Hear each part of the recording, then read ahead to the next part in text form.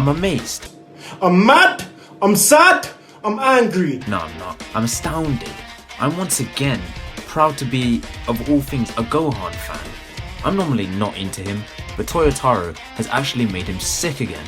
In fact, the first page of Dragon Ball Super Manga chapter 54 has Gohan fisting his way through 7-3's stomach of all things. And if the fight between them in the manga is this good, just imagine how mad it will be in the anime. 7-3 pulled out both their and growth ability to fight Gohan, but we all know that Gohan knows Piccolo perfectly, along with how he fights, so it was just a breeze for him, which kind of pissed off Piccolo, not gonna lie, because it made him, well, deep his life and realize just how weak he was. But that was short-lived, because Piccolo instead decides to set his son up with a matching outfit, as we once again see the return of the Clothesbeam! Once Gohan returns from the closet, he continues to put the hurt on 7-3, which, power scaling wise, is correct, because this Gohan was able to draw with Kefla, and we all know how ridiculously strong she was, in both the anime and the manga.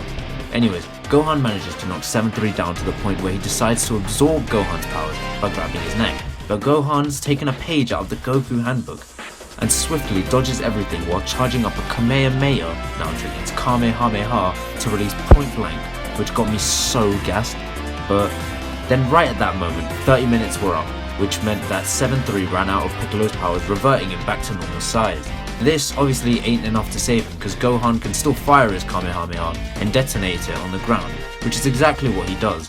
But out of nowhere, one of the other henchmen tells 7-3 to use what he's got in stock, and upon this moment, the picture in the middle gem became Moro, and he manages to save himself by eating Gohan's energy like Moro can. It turns out the 3 gems on his head allow him to store up to 3 different beings' skill sets, allowing him to use each for half an hour, which just makes him so much more unfairly overpowered. Now while he's using Moro's powers to drain Gohan and the others, they decide to inform Moro that they had to resort to using it, which takes Moro by surprise, asking to watch the battle live, and as Moro watches, he decides to tell his forces to retreat when Krillin tells them that Goku and Vegeta are training to beat Moro. This is because he wants to absorb the whole planet along with Goku and Vegeta when they return, so thanks to Jaco, they've also managed to get 2 months until Moro and his forces return to Earth, which is technically 6 months for Goku, because he's in the weird time chamber, which is 3 days for every day in the outside dimension. Now I don't know if this has any kind of significance, but I just want to point out that they didn't show Vegeta once in this chapter. Kinda weird, but whatevs. Now, the most interesting part of this chapter was the confirmation that Miras is either an angel or closely related to one by both a hint and an implication. The first was from Goku, who asked why Miras never eats, and when Miras said that eating and not eating are the same thing to him, it leads Goku to remember that Whis said the same thing. Coincidence? I think not. And speaking of Whis, the last scene of the chapter takes place at Zeno's palace, in which he's watching Miras and Goku fight with a very unhappy look while the Grand Priest arrives. Upon his arrival, the Grand Priest knows that Whis is here to talk about Miras, and the tip-off that Miras is an angel in disguise is the fact that somehow the angel laws concern Miras, which shouldn't if he was a regular mortal, meaning that Miras has to be some kind of angelic being. Maybe he's one of the angels from universes 13 to 18 who got destroyed and just got allowed to live freely as a mortal in one of the other universes.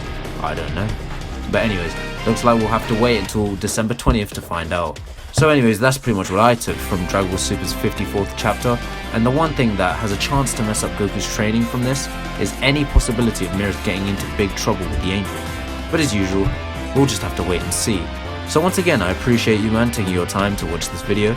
Leave a like, subscribe, and bless.